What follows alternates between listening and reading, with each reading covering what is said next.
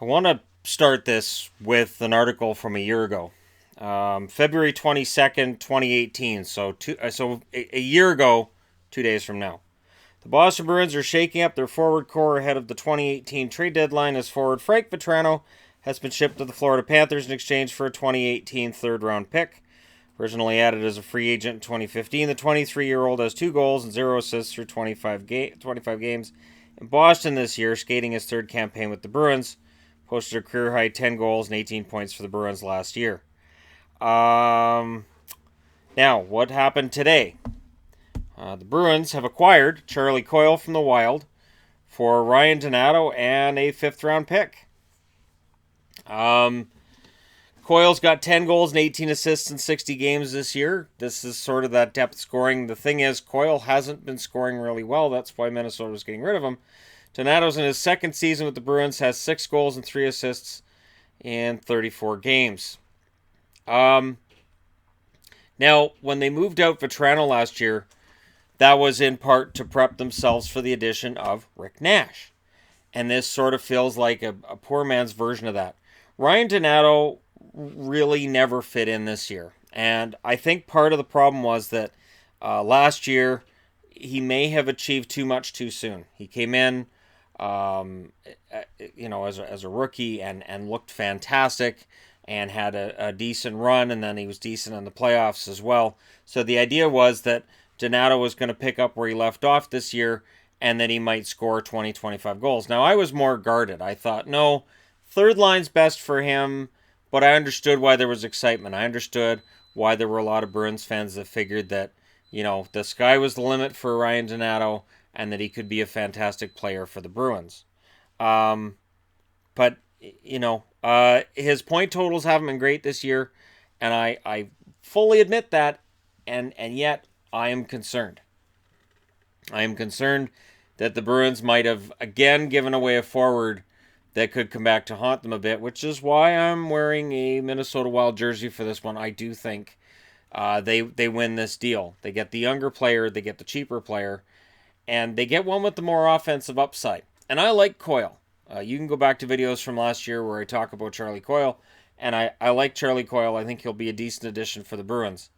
I'm not sold on the offensive upside. I'm not sold on giving up Donato for Coyle. Coyle's got a year left in his contract, and it makes me wonder if the Bruins may be out of the market on some of the bigger names, and maybe if Coyle's going to be one of maybe 2 or 3 moves they make to improve their depth. Again, Donato, it didn't work this year. He spent time in the minors. I thought he was lost at times out there with the Bruins this year, but he was young. So I was thinking, all right, well, this has been kind of a lost season for him. Those things happen with young kids. He'll come back next year, and no.